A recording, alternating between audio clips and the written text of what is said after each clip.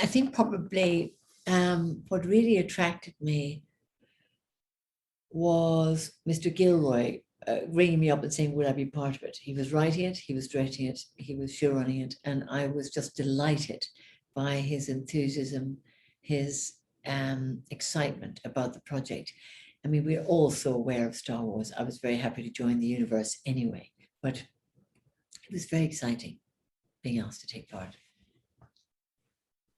Well, Marva is Cassian's mother, but she wasn't always his mother. She finds him when he was a child, and she takes him home and becomes his mother and looks after him for all those years.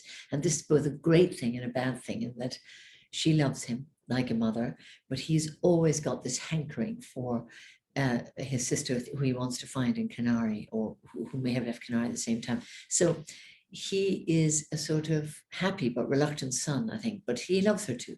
And she's the only mother he really knows. So that's really who she is. She's his mother, and a very important person in Ferrix, because she is part of the Daughters of Ferrix. She looks after Ferrix. She looks after the community. She's very pro-community. She's a very kind person. And I think probably a person who instills very good values into Cassian.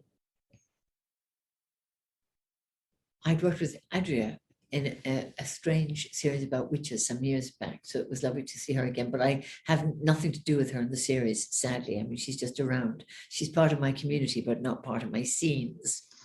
And no, it was my first time working with Diego, which was just beautiful. And I'm very glad to have done that.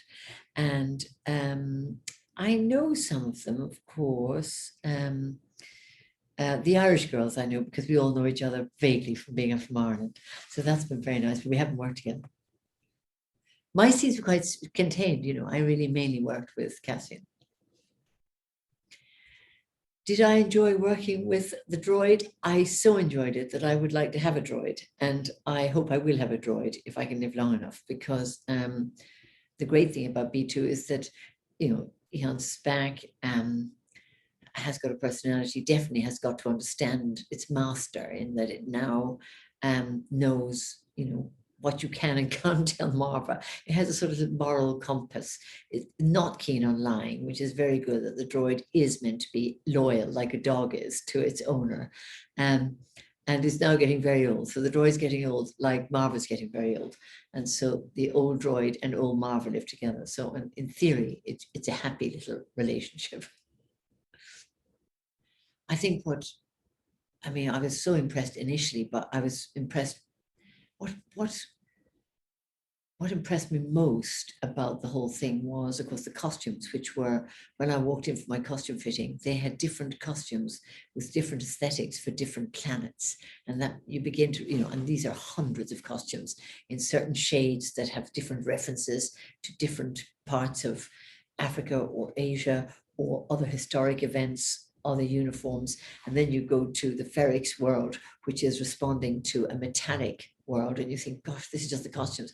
And then you get into the costumes, which are indeed industrialized in that Ferrix is an industrial place, and then walk onto the set, which is built from, it seems, some sort of adobe mud, but meets this old, reused, recycled lumps of spaceships. And you think, God, whoever invented this is a genius, because it has an aesthetic you half recognize and absolutely have never seen before. And the detail of this on the sets makes you just want to lick every corner and see, you know, how did they turn that screw into a little tap? Or it's ingenious.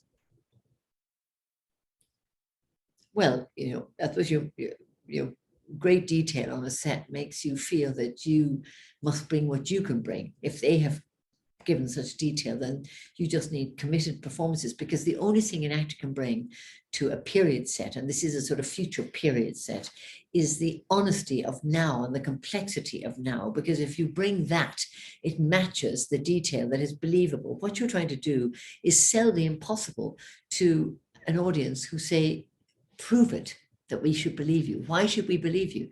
And you say, because look at that set and look at these performances.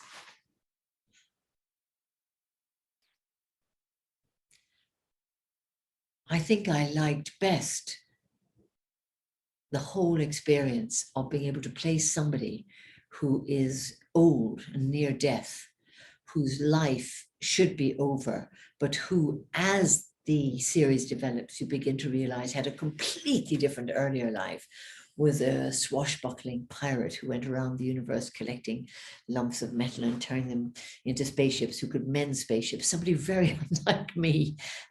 I really enjoyed that. And I also really enjoyed that this character is not somehow shelved as being part of the background of Cassian's life, but rather is implicitly necessary and an ignition key to the entire rebellion that then occurs.